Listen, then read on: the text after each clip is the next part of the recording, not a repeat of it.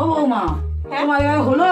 হ্যাঁ মা হয়েছে। তাই নাও, আগে এই ঘরের বাবার মাথা ঢেলে দাও, এসব দুধ ঘি গঙ্গা দাও, সব ফুল ফুল দাও, আর দিয়ে দাও মন্দিরে আবার বাবার মাথা ঢেলে আসবে। হ্যাঁ যাও, আমি পরে যাচ্ছি, তুমি দিয়ে এলে আমি যাবো। আচ্ছা মা, হ্যাঁ যাও, আস্তে দেখি ভালো করে ঘুরি দিই, যেন পড়ে টরে যায় না, দুধটা ভর্তি আছে। যাও সাবধানে যাও। হ্যাঁ আমি যাচ্ছি একটু পরে।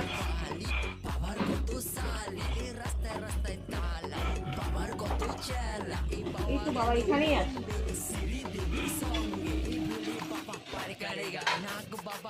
বৌমা, হ্যাঁ কি করছো? দাঁড়ান বাবা, দাঁড়ান দাঁড়ান। কি হয়েছে?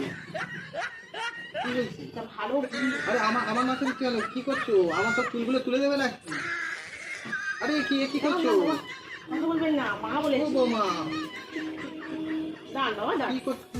কি করছে? আরে ও বৌমা, এই যে কি মাথাতে গেল, লেনা করে ছাড়বে নাকি?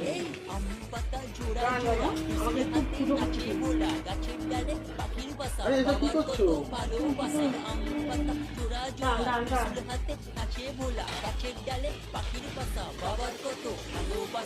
আরে আমাকে এরকম পুজো করছো কেন? মা বলেছে বাবার মাথা। মা কি বলে? মা বলেছে বাবা। একটু শান্ত হবেন বাবা, একটু। আরে কি করতে চাইছো বলো তো? মা কি বলে? দাঁড়ান বাবা, দাঁড়ান। এটা হলো দুধ, দেখুন। একটু খাঁটি আরে দুধ। দাঁড়ান বাবা, দাঁড়ান দাঁড়ান। কি? ওম নমঃ শিবায়, ওম নমঃ শিবায়, ওম নমঃ শিবায়। বাবার মাথা জল ঢালা হয়ে গেল, সবার মুখে বাবার মাথা জল ঢালা হয়ে গেল। আমাকে মনে হয় ন্যাড়াই হতে হবে। বাবা, মা বলেছে বাবাকে ভালো করে জাগিয়ে আশীর্বাদ চেয়ে নিতে। বাবা আশীর্বাদ নিন বাবা। এই ধরে বাবা, আশীর্বাদ কে চায়? আশীর্বাদ নিন বাবা। কপালে ঝুলি ছুটে আশীর্বাদ। ঠিক আছে, কি দিলেন আশীর্বাদ? আশীর্বাদ দিলাম। কি আশীর্বাদ? ভালো থাকো বৌমা, ভালো থাকো, ঠিকই থাকো।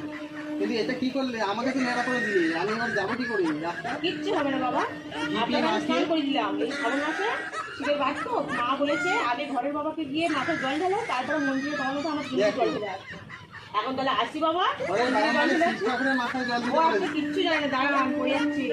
আসছি বাবা, নমস্কার। কোথায় গেল? কোথায় গেল? আমার পুজো হয়ে গেছে। বৌমাকে বলে ইচ্ছে করে আমার নেড়া করানোর চিন্তা।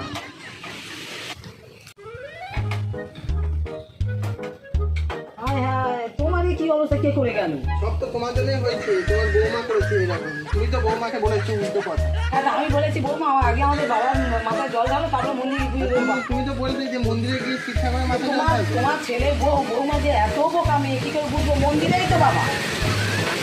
আমার এরকম কাল করলে আমাকে এবার নেড়া করে বুঝতে হবে।